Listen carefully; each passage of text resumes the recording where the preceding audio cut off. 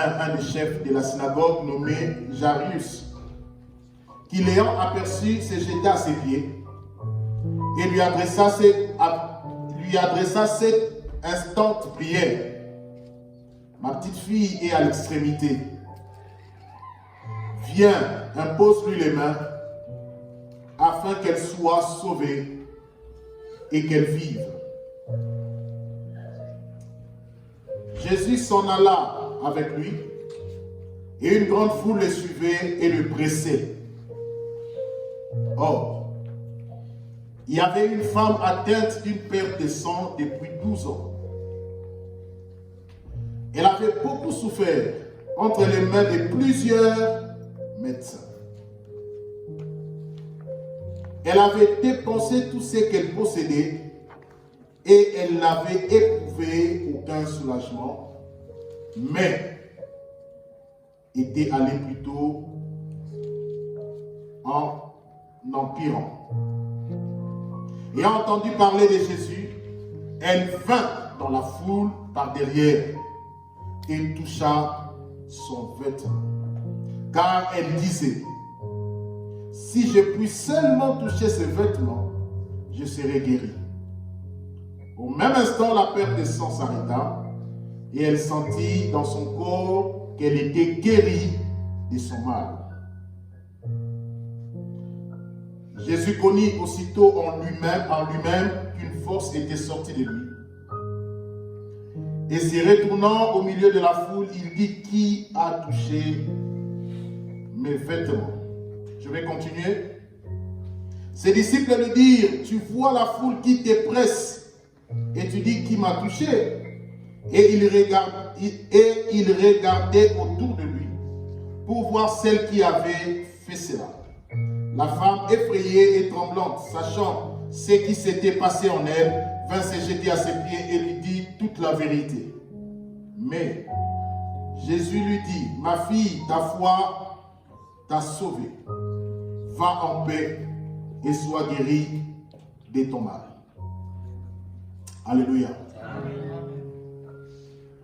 Bien. Les récits que nous venons de lire, Jésus, après avoir fini sa mission vers Gadara, le revenu Jairus a formulé une demande pour sa fille. La mission de Jésus, l'objectif de Jésus, c'était d'aller dans la maison de Jairus, prier pour sa fille, pour qu'elle puisse guérir. Mais alors qu'il était en chemin, la Bible nous fait remarquer la présence d'une femme.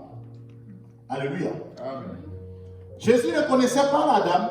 Jésus n'avait aucun lien avec la dame. Son objectif, c'était la maison de Jairus.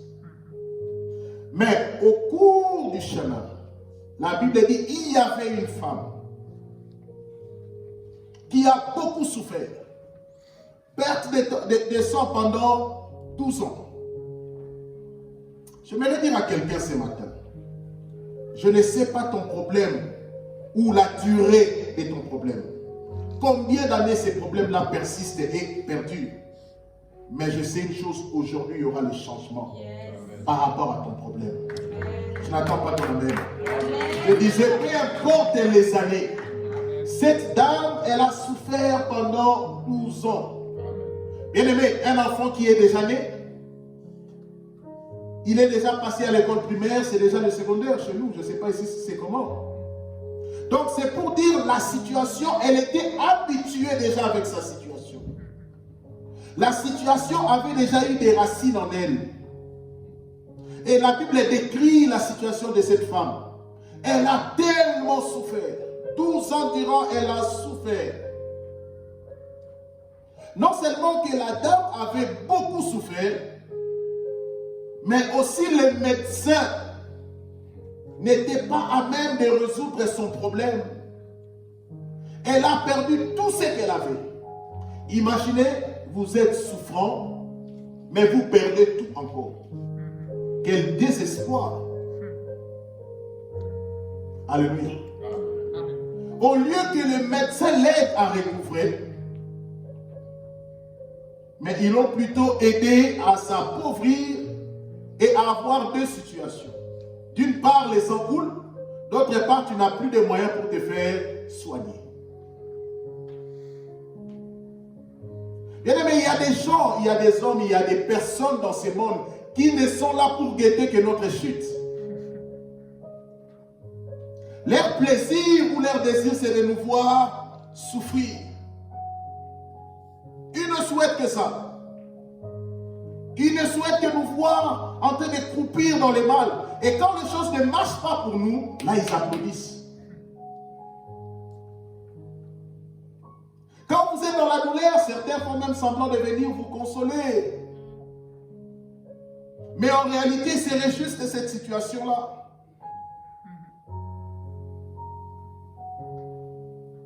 Je pense que ces médecins, quand ils voyaient la femme venir, qu'elle n'avait plus rien, dès que la femme arrivait, ils disaient à leur secrétaire, dites à la dame, là, je ne suis pas là.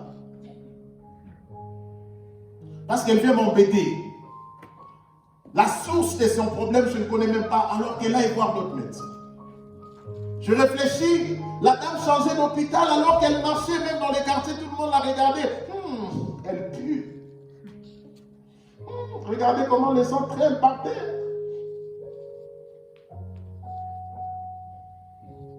Quand les enfants voulaient passer à côté de la dame, les parents tiraient les enfants. La maudite, la maudite, la maudite. Alléluia.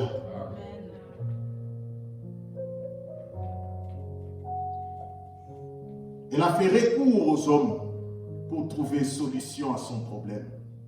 Mais aucun homme n'était capable de lui donner la solution.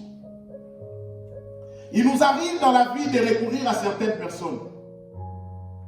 Croyant, pensant qu'en allant vers la personne, j'aurai la solution à mon problème.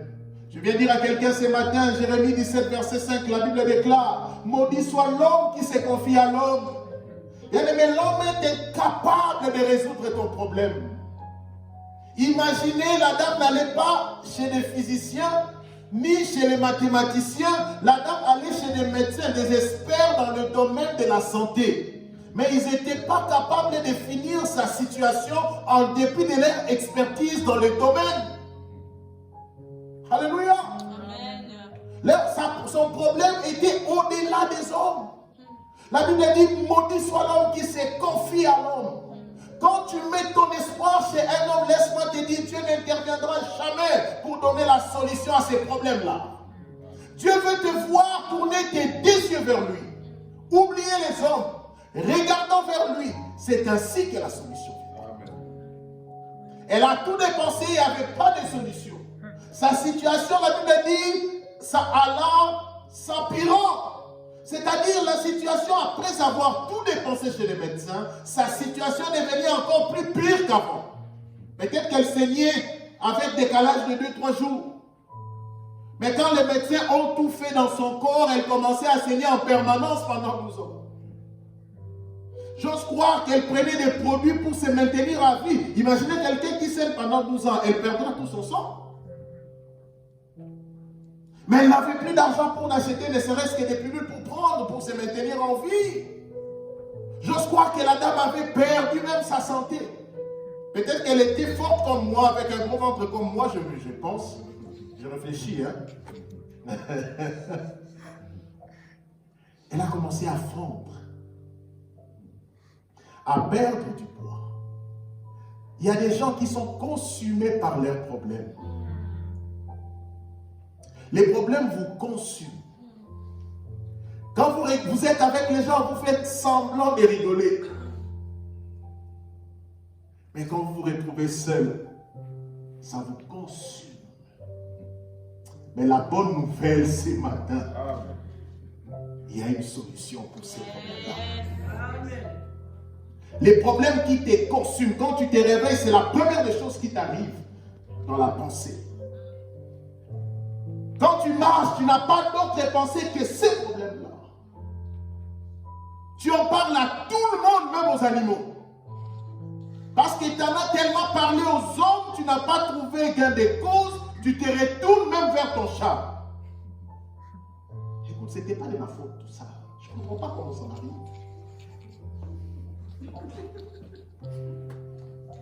Vous savez, il y a des moments où on est tellement dépassé que les dépassements deviennent dépassés de tout.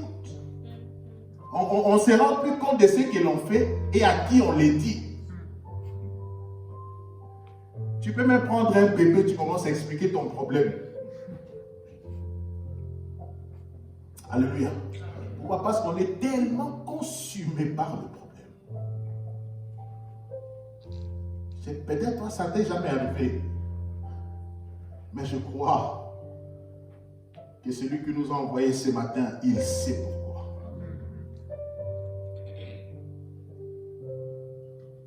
Je crois ce matin qu'il y aura la restauration de la part du Seigneur. Dans cette dame, on avait dépouillé la joie. On avait dépouillé le bonheur de vivre. Elle n'avait plus rien en elle pour espérer vivre une meilleure vie. Mais je crois à la restauration divine. Et je crois, peu importe ce que le diable a dépouillé dans ta vie, ce matin, Dieu va les restaurer. Amen. Je ne sais pas ce que le diable, si c'est la paix qu'il a dépouillé dans ta vie, j'aimerais te dire, on l'appelle le prince de paix. En fait, c'est lui qui a la paix dans la paix, dans la paix que l'homme vient puiser. Il est la source de la paix. Il va renvoyer la paix dans ton cœur ce matin. Peut-être qu'on t'a dépouillé la santé. Oh, la Bible me dit, par ces meurtrissures, nous sommes guéris. Peu importe les problèmes de ta santé, je crois à la restauration ce matin. Je crois à la restauration ce matin. Vous savez une chose, en dépit de sa situation, au-delà de sa souffrance, même si elle n'avait plus rien, ma Bible me dit, elle a entendu parler de Jésus. J'essaie de réfléchir et de m'imaginer. Peut-être que la dame passait, comme d'habitude, les gens l'ont vu et puis ils se sont retirés. Vous savez, il y a un monsieur Jésus qui guérit les malades. On l'a vu, il a opéré des miracles. Il y avait un fou à Cana. Parce que quand vous lisez Marc 5 au début, vous allez voir que Jésus a guéri un fou des Gadara. Un homme qui habitait dans les sépulcres. On l'enchaînait mais il déchirait les chaînes. Il était un démon costard, gaillard. Il avait la force des démons à un point de légion habiter dans cet homme-là. Mais il a délivré et le monsieur est maintenant dans son bon sens. Je pense que la dame passée. Elle s'est quand même arrêtée malgré qu'on l'a fouillée. Mais son oreille était tellement ouverte. Ah, c'est qui c'est Jésus? Il guérit. Et les fous là des Gadara. Parce que l'endroit où Jésus se trouvait, et Gadara, ce n'était pas très éloigné. Vous savez, la bonne nouvelle se répand vite. Et aujourd'hui, avec la technologie, moi en Afrique, là-bas, je peux recevoir à temps réel ce qui se passe ici en Suisse. Mais à l'époque, il n'y avait pas tout ça. Mais la dame écoutait. Quelqu'un d'autre disait, vous savez, ce n'est pas seulement les fous des Gadara. Mais la belle-mère de Pierre était aussi malade. Vous savez, son apôtre est là. C'est lui qui est toujours fort là. Il a beaucoup de courage là. Il s'appelle Pierre, oui. Il est entré dans sa maison, sa belle-mère était vraiment souffrante. Elle dormait même. Mais il a touché ses tennis debout et elle a commencé à le servir. Ah bon? Mais c'est monsieur, il est terrible. Elle était là, elle écoutait. Elle était là, elle écoutait. Jésus, il a guéri. Jésus a ressuscité les morts. Jésus a marché sur les eaux. Jésus a multiplié les pains. Jésus a guéri les aveugles. Elle a tellement écouté parler de Jésus.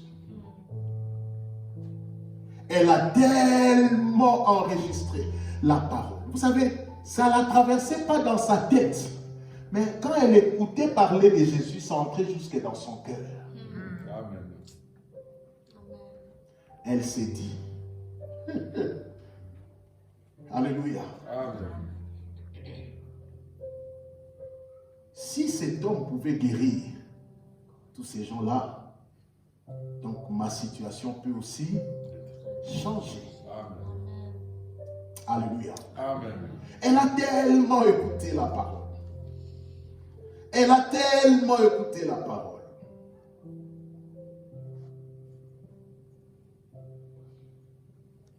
Bien-aimés, à chaque fois que nous écoutons la parole du Seigneur, la foi naît en nous. Amen. À chaque fois que tu écoutes la parole du Seigneur, à chaque fois que la parole du Seigneur pénètre dans tes pensées, mais traverse tes pensées, arrive au niveau de ton cœur, tu acceptes cette parole, ça va faire naître la foi en toi. Et la foi, quand c'est déjà né, c'est le début de ton miracle. Quand la foi est née, c'est le début du changement. Elle a écouté ce que faisait Jésus. Elle a réalisé que Jésus était capable de changer sa situation. Alléluia. Amen. Elle s'est dit, si cet homme pouvait guérir le fou de Gadara, pourquoi pas moi? Et laissez-moi vous dire que Dieu n'a pas de favoritisme. Dieu ne sélectionne pas, il n'aime pas les uns plus que les autres.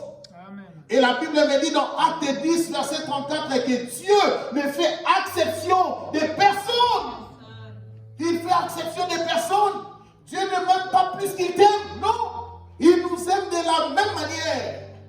Ce que Dieu peut faire dans ma vie, il peut aussi le faire dans ta vie. Pourquoi? Parce que devant Dieu, nous sommes tous enfants. Il nous aime tous. Et la femme a compris que s'il pouvait guérir le fou de Gadara, mon problème aussi peut partir. Je peux aussi avoir les changements. Les choses pouvaient aussi changer dans ma vie. Amen. Et nous devons savoir une chose. La foi ne vient que de la parole de Dieu. Sans la parole de Dieu, la foi, elle est fausse. Je ne parle pas des paroles du pasteur. Je ne parle pas des paroles du prophète. Je ne parle pas des paroles d'un charlatan. Mais je parle de la parole du Seigneur. Amen. Quand la parole de Dieu n'est pas là, la foi, elle est fausse. Tu ne peux pas avoir la foi du genre de Dieu quand tu es éloigné de l'écoute de sa parole. Écouter la parole de Dieu fait naître la foi en nous. La Bible déclare dans Romains 10, verset 17, la foi vient de ce qu'on attend et de ce qu'on attend de la parole de Dieu. Plus tu entends la parole du Seigneur, plus la parole de Dieu va faire grandir ta foi et plus tu seras fort pour opérer dans les miracles. Si elle ne vient pas par la parole, ce n'est pas de Dieu. Amen. Et si la femme n'avait pas entendu parler de Jésus, sa situation serait restée la même. Mais gloire soit rendue à Dieu, parce qu'un jour, elle s'est positionnée pour écouter la parole de Dieu. Cette parole a fait naître la foi en elle. C'est comme toi ce matin, tu écoutes la parole. Laisse-moi te dire, laisse que la parole entre dans ton cœur. Arrête de réfléchir sur la parole, mais laisse que la parole pénètre ton cœur. Tu verras les changements et ton miracle ce matin. Alléluia. Bien-aimés, c'est que nous devons savoir de la foi ou sur la foi. Nous devons savoir ceci. Il y a toujours de l'espérance pour celui qui croit. Il y a toujours de l'espérance pour celui qui croit. Imaginez cette femme qui a visité toutes sortes de médecins. Elle est passée par toutes sortes de radiothérapies. On a utilisé toutes les méthodes médicales sur elle, mais elle n'avait pas de solution. Mais comment expliquer, elle parvient à croire à une personne qui n'a même pas fait la science? En dépit de sa situation où elle n'avait plus rien, où pendant 12 ans n'a pas trouvé solution, mais la femme n'avait pas désespéré. Elle a reconnu que ma situation a perduré. Mais je sais que ma situation peut aussi changer. Peu importe les années que ceci a pris, ami, mais je crois qu'un jour, et et ce jour est arrivé, ma situation peut changer. Elle a activé sa foi. Elle a cru, elle a espéré. Elle n'a pas perdu courage. Parce que si elle avait perdu courage, elle n'allait pas venir dans la foule. Elle allait peut-être se laisser loin, regardant Jésus, se plaindre pour dire si au moins il pouvait venir vers moi. La foi ne nous fait pas attendre, mais la foi nous amène rapidement vers Jésus. Amen. Alléluia. Amen. Mais la dame n'a pas désespéré. Peut-être tu as déjà désespéré par rapport à la situation que tu traverses. Laisse-moi te dire ma prière ce matin que Dieu te fortifie. Amen. Que tu retrouves la force de croire en lui. Peut-être les médecins t'ont dit ta situation, plus rien à faire. Avec tout ce qu'ils t'ont fait passer comme machine. Mais laisse-moi te dire, il y a encore des machines au ciel qui peuvent réparer ta situation. Il y a encore des machines que les médecins n'ont pas fabriquées qui peuvent changer ta situation. Écoutez, tout ce que l'homme a fait contient des erreurs, y compris les machines. Mais ce que Dieu fait n'a pas d'erreur. La femme est venue dans la foule parce qu'elle a cru qu'elle pouvait encore être guérie en dépit de l'expérience des médecins sur son corps. Bien aimé, la foi continue à croire quand même il n'y a plus de raison de croire. La foi continue à croire même quand on n'a plus de raison de croire. On t'a dit c'est fini. Ça se voit que c'est fini. Oui, c'est fini. Même si c'est fini, je continue à croire. Comment? Je ne sais pas. J'ai le cancer. Je sais qu'il y a le cancer, mais je vais vivre. Amen. Mais tu mourras dans 2 semaines. Non, je ne mourrai pas, je vivrai. Je rencontrerai les œuvres de l'Éternel. Vous savez, je vais vous dire une chose. La maladie ne tue pas, c'est la peur qui tue. Alléluia. La maladie ne tue pas, c'est la peur qui tue. Et la présence de la peur, c'est l'absence de la foi. Et l'absence de la foi, c'est l'absence de la présence de Dieu dans notre vie. Mais la présence de la foi, c'est la présence de Dieu dans notre vie. Amen. Alléluia. Amen. Tu n'es pas obligé de mourir comme tout le monde. Ceux qui tuent les autres ne peuvent pas te tuer. Pourquoi? Parce qu'il y a une personne qui est au-delà de son.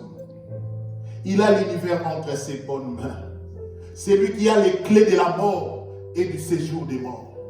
C'est lui qui peut ouvrir et fermer. C'est Jésus. Alléluia. Amen. Alléluia. Amen. La foi continue à croire. Quand même il n'y a plus de raison de croire. Tout le monde t'a dit c'est fini. Mais laisse-moi te dire, Dieu a dit, c'est encore possible. Amen. On t'a dit, toi, on ne peut plus t'embaucher à cause de ton âge. Je viens te dire, Dieu dit, on peut encore t'embaucher.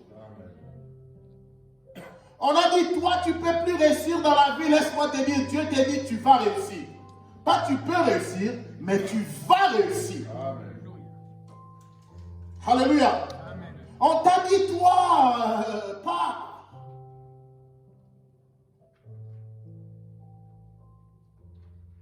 Et laissez-moi vous dire, quand c'est fini pour les hommes, Dieu commence là. Les hommes ont regardé Abraham, tout le monde a dit, Abraham n'aura jamais d'enfant. Ils ont même juré. Pour Abraham, fini. Jamais d'enfant. Qui peut dire une chose si l'Éternel ne l'a pas ordonné?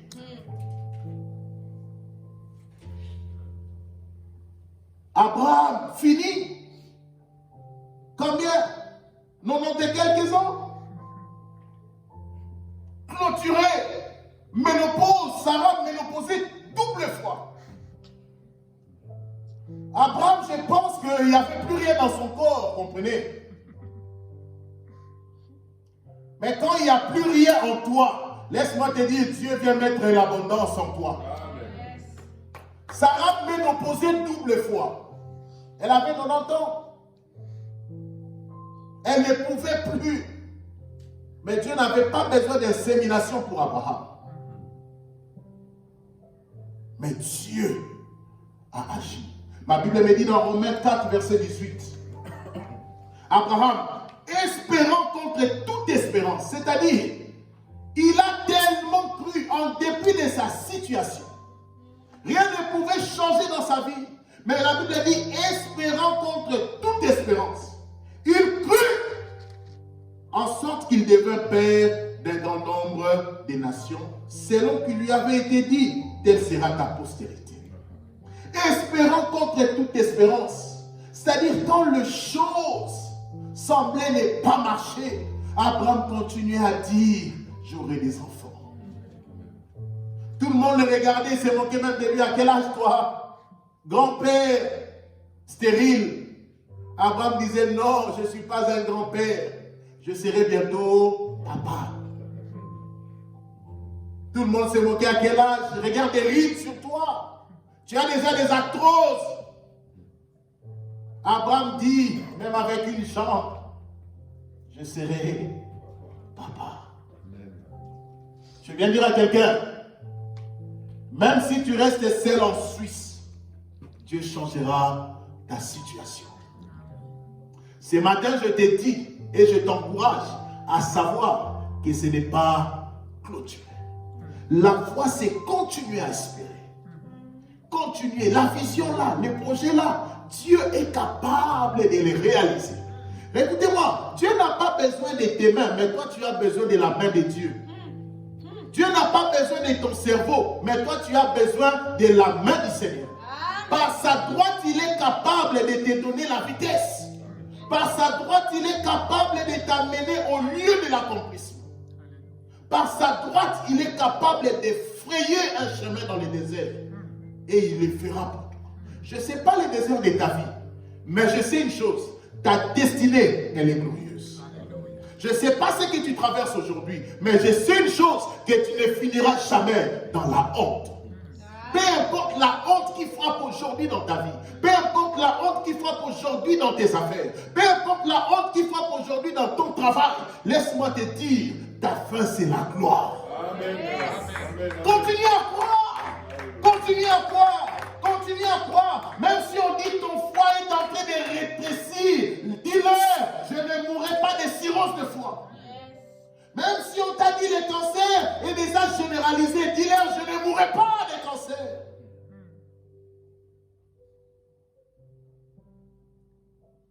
Alléluia. Il y a la femme d'un serviteur de Dieu. Son mari s'appelait John Austin. Diagnostiqué avec cancer, phase terminale. Les grands hommes de Dieu de l'Amérique sont venus prier pour la dame. Ils ont prié, ils ont imposé les mains. Ils ont imposé les mains. Les onctions de Télosphore, de Renard Bonquet. Tous ces gens-là ont prié, mais rien ne s'est passé. La femme, on l'a donné 2 mois de vie. Elle s'est dit, les hommes de Dieu ont prié, il n'y a eu rien. Mais une fois la dite, commence à lire la parole du Seigneur. Elle a commencé à prendre des versets bibliques sur la guérison. Elle a commencé à lire. Elle a commencé à lire. Elle a continué à lire. Elle a continué à lire. Depuis 1974, la dame a continué à lire. Et jusqu'à ce jour, elle est en vie. Amen. Alléluia. Alléluia. Quand les hommes disent que c'est fini, la Bible dit espérant contre toute espérance. C'est-à-dire, c'était une situation où il ne pouvait plus croire, mais il a continué à juger Dieu fidèle.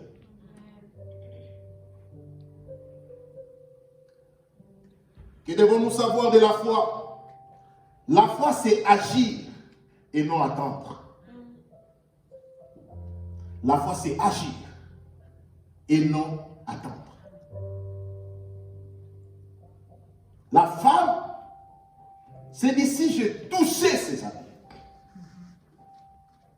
Elle n'a pas seulement cru que Jésus pouvait les guérir, mais elle a manifesté sa foi en posant des actes. Alléluia. La véritable foi n'attend pas que le Seigneur agisse. La véritable foi, c'est manifester que le Seigneur a déjà agi. La dame elle-même a pris sa main. Elle a touché, en dépit de la foule. Elle a faufilé. Elle s'est frayé un chemin pour arriver là où il y avait Jésus. La femme a touché la vie.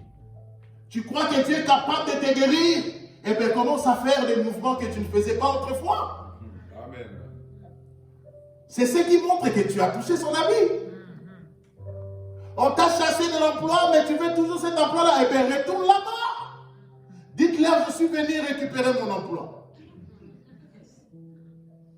Ils te diront, mais on t'a chassé. Dites-leur, le chef m'a envoyé pour que je reprenne mon travail.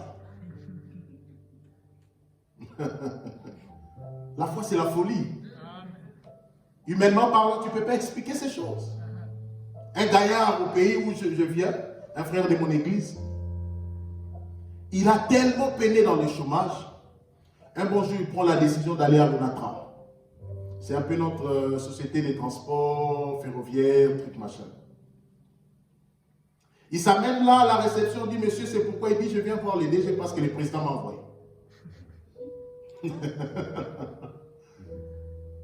Il dit, monsieur, le président m'a envoyé voir les DG. Si vous refusez, je vais faire rapport. Le président vous envoie, il va faire rapport. Je ne vais pas avoir de problème. On annonce les messieurs. Ils montent voir les DG. On m'a envoyé pour que vous me donniez le travail. Chez qui? Chez le chef de l'État. Si vous voulez appeler, sur place, il a été engagé.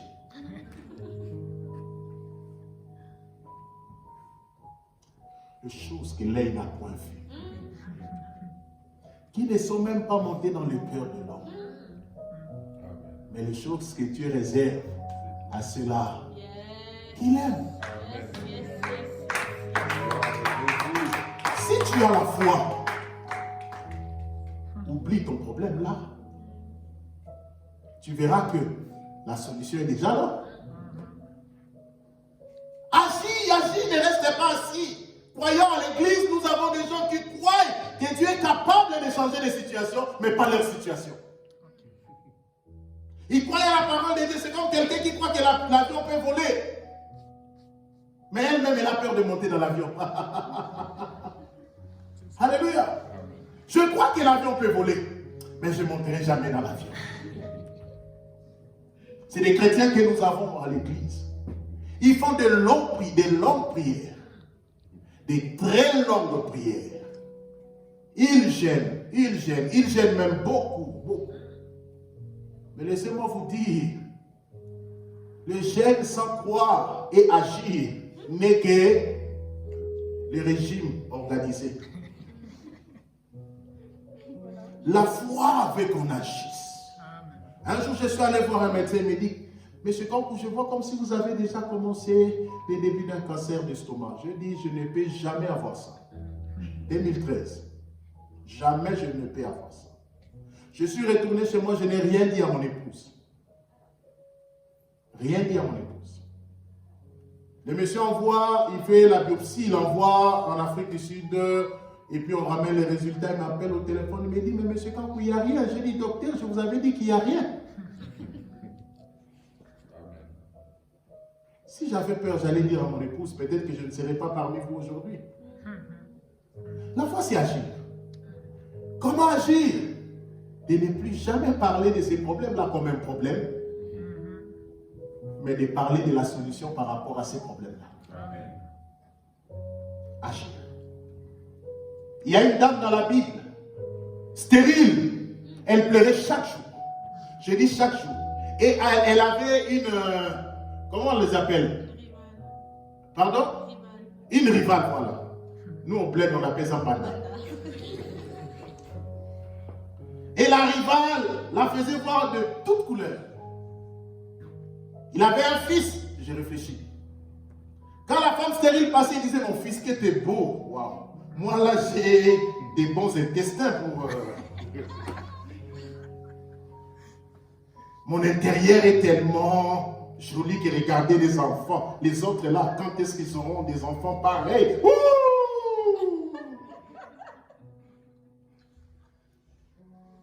La dame souffrait. Elle pleurait. Mais ce qui est bien avec cette dame, elle ne pleurait pas chez un homme. Elle allait pleurer devant Dieu. Anne. Et un jour, alors qu'elle pleurait devant Dieu, 1 Samuel 1, à partir du verset 14, l'homme de Dieu l'a repéré. Femme, êtes-vous ivre? Non, mon Seigneur, je ne suis pas ivre. Mais je suis une femme dont l'amertume a rempli les cœurs. L'homme de Dieu lui dit, l'année prochaine, à la même époque, tu auras un enfant. Mais elle ne l'avait pas conçu, hein, quand cette parole est sortie. Elle était toujours stérile. Hein. Mais ma Bible me dit, j'aimerais que nous puissions lire ce passage-là. 1 Samuel 1, 18.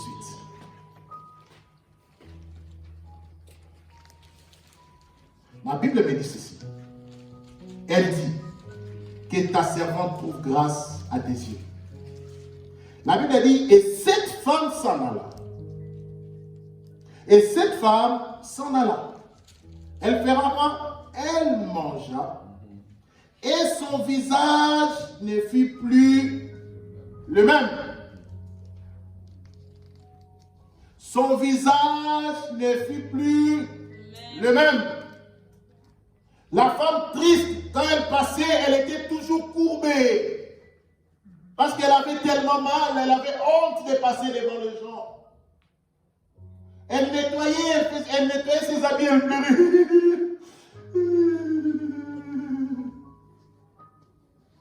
Mais quand la parole est entrée en elle, celle qui pleurait, maintenant pouvait marcher la tête haute.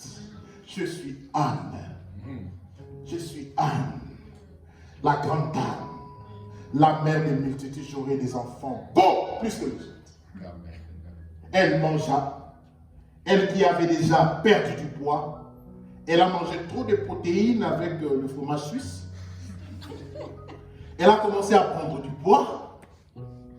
Elle est devenue heureuse au point où son mari s'étonnait. Mais qu'est-ce qui ne va pas chez cette dame?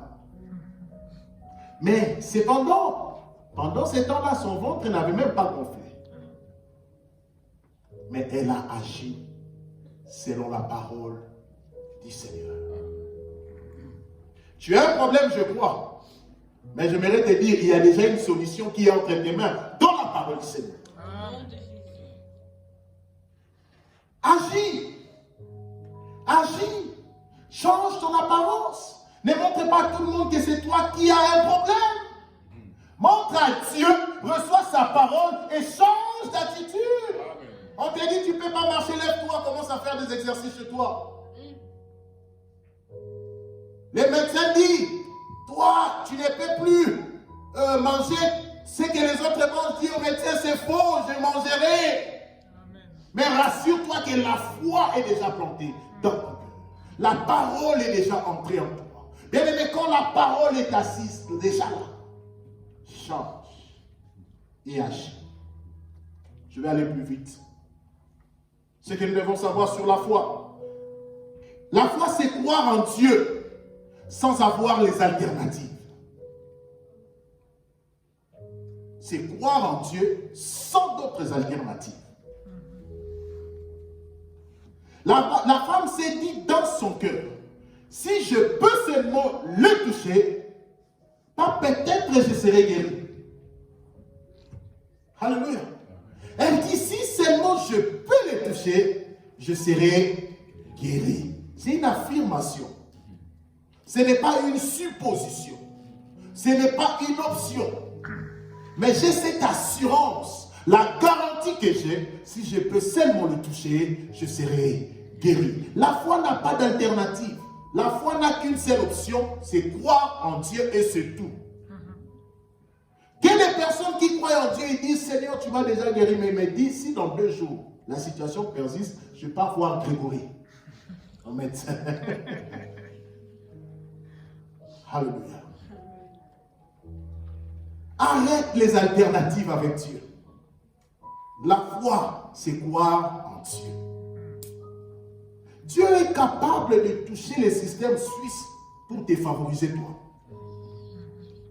Dieu est capable de changer des lois en ta faveur.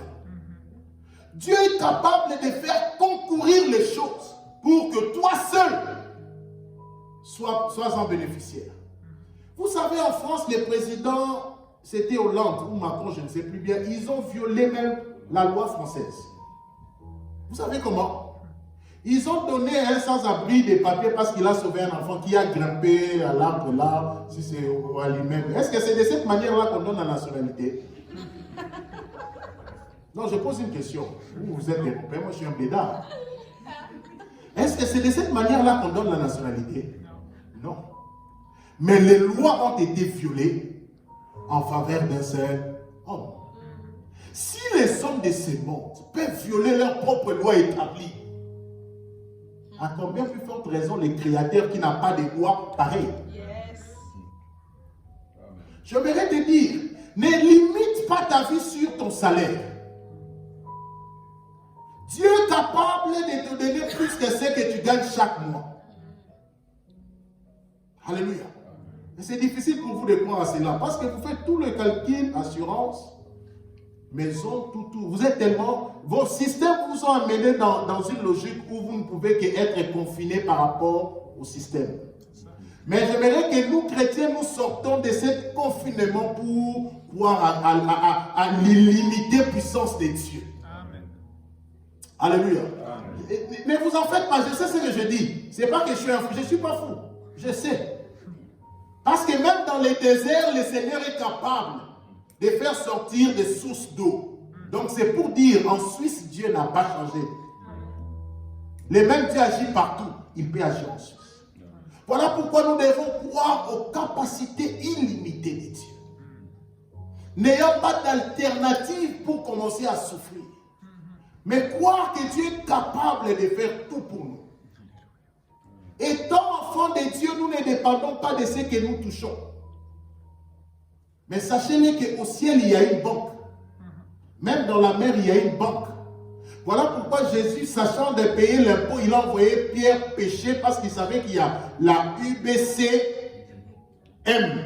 C'est-à-dire, pas UBCM, dans le BS, là c'est Suisse. Union des banques maritimes. Et le poisson qui était les coursiers a amené l'argent qu'il fallait pour payer l'impôt. Laissez-moi vous dire, Dieu est capable d'ouvrir les églises des cieux pour te favoriser. Yes. Ce que ton salaire ne peut pas te donner, Dieu peut te le donner. Quelqu'un me comprend? Amen. Je t'amène dans une dimension de la foi à croire que Dieu est capable de faire au-delà de ce que nous pensons. Éphésiens 3, verset 21. À celui qui, par la puissance qui agit en nous, peut faire au-delà de ce que nous demandons et au-delà de ce que nous pensons. Vous savez, nous lisons la Bible, mais nous ne croyons pas trop à ce qui est dit dans cette parole sur notre propre vie. Voilà pourquoi nous restons encore figés sur les systèmes. Nous restons encore dans la logique des hommes au lieu d'être dans la logique de Dieu. Dieu est capable de faire au-delà de ce que tu es. Dieu est capable de changer ton histoire indépendamment du système dans lequel tu es. Mais il veut seulement que tu croies en lui. David dit, je lève mes yeux vers la montagne. D'où me viendra le secours? Ce n'est pas aux montagnes. Mais mon secours me vient de l'Éternel des armées. Bien aimé, avec tes deux yeux, tu ne peux voir qu'une seule direction. Tu ne peux pas voir deux directions avec tes deux yeux. Alors laisse ses yeux être focalisés sur Dieu. Ne cherche pas des à côté. Dieu est capable de changer l'histoire d'une personne. Nous, dans la souffrance de l'Afrique, là, mais nous voyons comment Dieu nous fait émerger comme des rejetons. Il vous enlève dans les systèmes, mais il vous propulse d'une certaine manière où vous ne pouvez reconnaître que seule la main de Dieu peut faire ces choses dans nos vies. Je viens vous dire, la foi n'a pas changé. La foi, elle est universelle. Parce que la parole de Dieu, elle est universelle. La croyance que nous avons, c'est la même croyance que vous. Si Dieu peut faire ces choses avec nous, il peut le faire avec vous. Amen. Pas d'alternative. Elle a cru et elle a eu son miracle. J'aimerais clôturer en disant ceci. Il y a la puissance illimitée qui change les situations dans la vie. C'est la foi. La foi en Christ est une puissance illimitée. Imaginez, tout le monde l'a touché, mais une personne l'a touché différemment. Et Jésus dit ceci, j'ai senti en moi une puissance sortir. Et les disciples l'ont même interpellé, Seigneur, avec cette foule qui nous presse de partout. On nous presse de partout. Comment tu peux dire une telle atrocité? Parce que c'était une aberration. Dans la foule immense, tu dis il y a une personne qui t'a touché. Mais tous ces gens te touchent. Laissez-moi vous dire, Dieu ne visite pas la foule, mais Dieu visite l'individu. On est là tous à l'église. Oui, on est chrétien à l'église. Mais Dieu touche ceux-là qui ont la foi active en lui. La puissance a coulé que par la foi. La femme avait touché différemment et la puissance de Dieu était libérée. Si ce matin tu peux toucher Christ différemment que d'habitude, laisse-moi te dire ton problème sera changé. Si seulement ce matin tu peux accepter d'activer ta foi, croire en lui, laisse-moi te dire tu auras la victoire dans tous les combats de ta vie. 1 Jean 7 verset 4. Voici le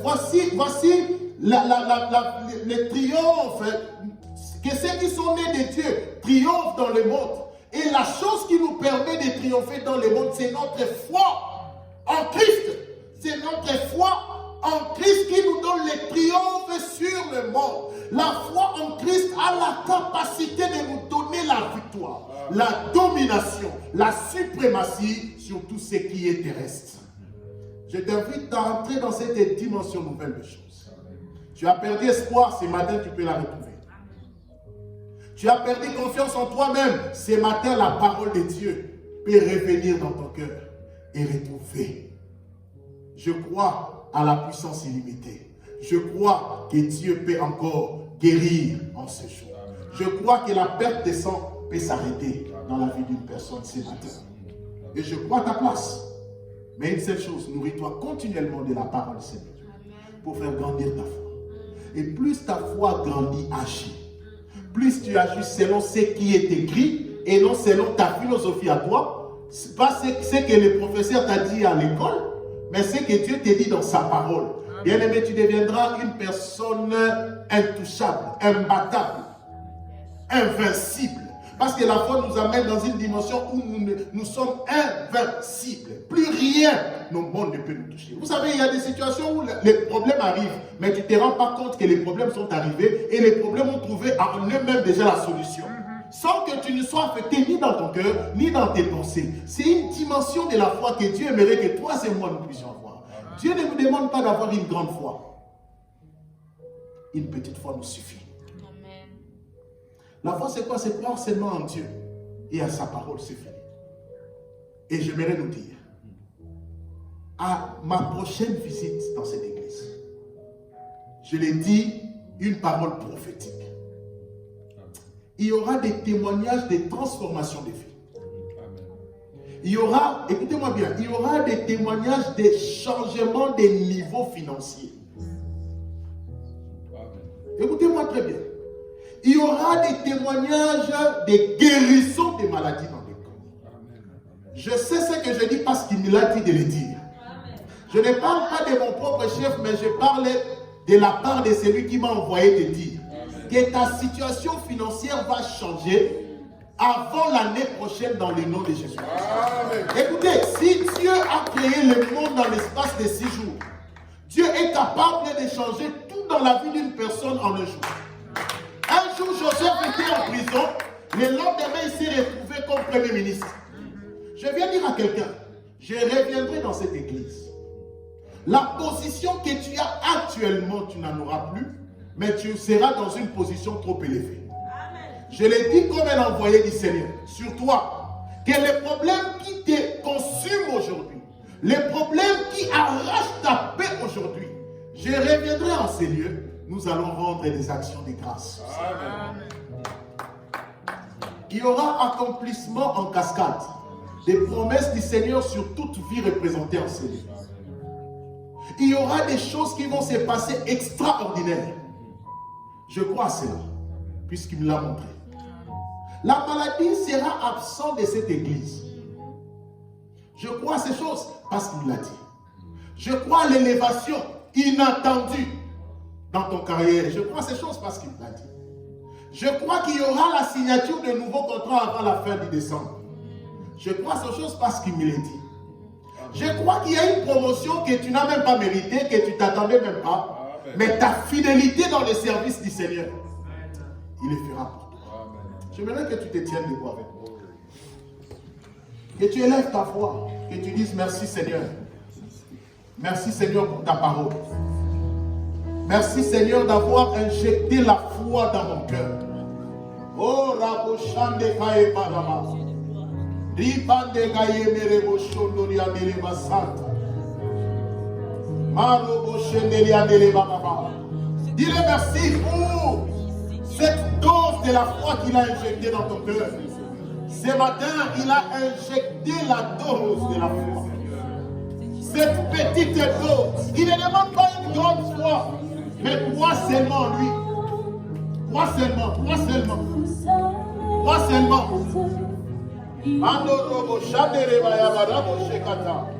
Mando bobo shandere baba baba yandere baba. Mando robo shindere baya barabo sukaya dara baya baraba shanta. Indare bobo shondori yandere baya baraba sandere baba baba. Mandere bobo shandere baba baba yendere baya yandere bobo baba shandere baba baba. Mandere bobo shendere yandere baba sandoro baba baba. Alléluia. Mare bobo shenta. Andoro baba baba. Sandere, allez gars.